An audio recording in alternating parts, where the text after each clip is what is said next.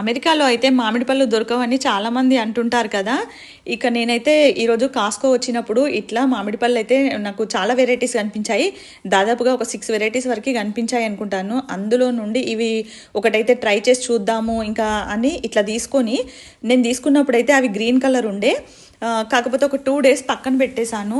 పక్కన పెట్టేస్తే ఇట్లా మంచిగా ఎల్లో కలర్లోకి వచ్చేసాయి ఇవైతే. ఇక ఇప్పుడు కట్ చేసి నేను టేస్ట్ చూస్తే మన ఇండియాలో దొరికిన దానిలాగా ఉందండి. టేస్ట్ అయితే చాలా బాగుంది.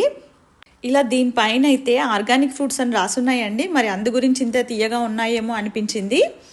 కొద్దిగా డబ్బులు ఎక్కువైనా సరే అండి, మామిడి పళ్ళు అంటే ఎట్లాగో మనకు యూఎస్లో ఈ ఫ్రూట్స్ ఎక్కువగా దొరకవు కాబట్టి మనకు కొద్దిగా డబ్బులు ఎక్కువైనా సరే ఇట్లాంటి ఫ్రూట్స్ అయితే మనకు సమ్మర్లో దొరుకుతాయి. అందుకైతే నాకు చాలా సంతోషంగా అనిపించింది. ఈ ఫ్రూట్స్ అయితే అంత తొందరగా ఏం పాడవలేదండి, మంచిగా ఫ్రెష్గానే ఉన్నాయి చాలా రోజుల వరకు అయితే. ఇక ఉన్న ఈ 2 ఫ్రూట్స్తో అయితే జ్యూస్ కూడా ట్రై చేస్తాను, ఎలా ఉంటుందో చెప్తానండి. Thank you for watching.